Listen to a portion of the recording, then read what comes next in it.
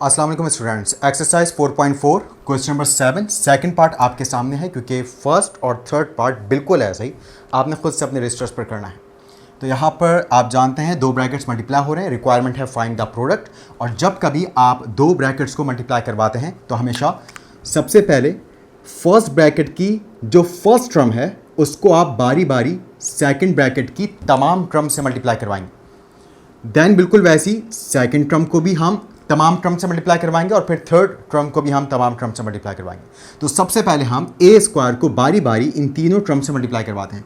तो आप जानते हैं जब ये ए स्क्वायर इस ए स्क्वायर से मल्टीप्लाई होगा तो बेसिस क्योंकि सेम है तो पावर्स ऐड हो जाएंगी और 2 + 2 ए की पावर बनेगी 4।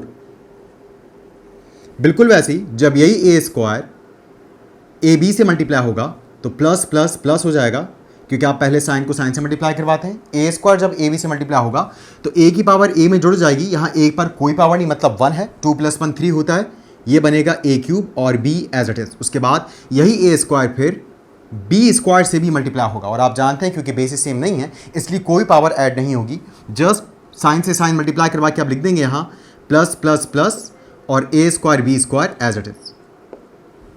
अब बारी है सेकेंड टर्म की यानी कि माइनस ए बी की। जैसे ये ए स्क्वायर बारी बारी तीनों टर्म से मल्टीप्लाई हुआ बिल्कुल वैसे ही माइनस ए बी को भी बारी बारी सब से मल्टीप्लाई करवाते हैं। Negative positive makes negative. A B जब ए स्क्वायर से मल्टीप्लाई होगा तो ये बनेगा ए क्यूब बी, ए की पावर ए में जुड़ गई, यहाँ पावर 1 है यहाँ पावर 2 है, 1 + 2 3 हो गया, माइनस प्लस माइनस होता है। फिर ए बी जब ए बी से मल्टीप्लाई होगा तो ए की पावर ए में जुड़कर 1 + 1 2 हो जाएगी फाइनल पावर, और बी की पावर में जुड़कर 1 + 1 यहाँ पर भी पावर 2 हो जाएगी। और फाइनली अब माइनस ए बी जब प्लस बी स्क्वायर से मल्टीप्लाई होगा तो माइनस प्लस माइनस हो जाएगा। और आप जानते हैं यहाँ बी की पावर 1 है वहाँ बी की पावर 2 है, तो फाइनल बी की पावर बनेगी 3 और ये हम लिख देंगे A B cube. Finally last term जो बी स्क्वायर है फर्स्ट ब्रैकेट की, अब इसको भी हम बारी बारी तीनों टर्म से मल्टीप्लाई करवाएंगे। प्लस प्लस प्लस होता है, बी स्क्वायर जब ए स्क्वायर से मल्टीप्लाई होगा तो बनेगा बी स्क्वायर ए स्क्वायर, या आप इसको लिख सकते हैं ए स्क्वायर बी स्क्वायर, क्योंकि मल्टीप्लाइंग फॉर्म में तरतीब आप कोई भी लगा सकते हैं, इसमें कोई फर्क नहीं पड़ता। तो बनेगा ए स्क्वायर बी स्क्वायर।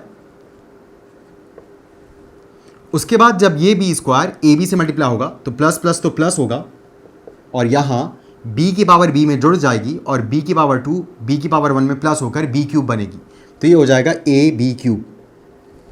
उसके बाद फिर ये बी स्क्वायर जब बी स्क्वायर से मल्टीप्लाई होगा तो आप जानते हैं बी की पावर 2 बी की पावर 2 में जब जुड़ेगी तो ये बनेगी बी की पावर 4, प्लस प्लस प्लस होता है और यहाँ हमारे पास आ जाएगा बी की पावर 4। अब हमें ढूंढना है यहाँ पर मौजूद सेम टर्म्स को, क्योंकि आप एडिशन सब्ट्रैक्शन और आप जानते हैं एडिशन सब्ट्रैक्शन सिर्फ उस वक्त पॉसिबल है जब टर्म अपनी पावर समेत बिल्कुल हमें सेम दिखाई दे। तो यहाँ पर सबसे पहले हम देखते हैं कि क्या कहीं ए की पावर 4 मौजूद है, कहीं पर भी मौजूद नहीं है, तो फाइनल आंसर में ए की पावर 4 एज इट इज़ लिखा जाएगा। अब हम देखते हैं कहीं ए क्यूब बी मौजूद है, तो ये ए क्यूब बी है, ये भी ए क्यूब बी है, प्लस ए क्यूब बी से माइनस ए क्यूब बी कैंसिल हो जाएगा।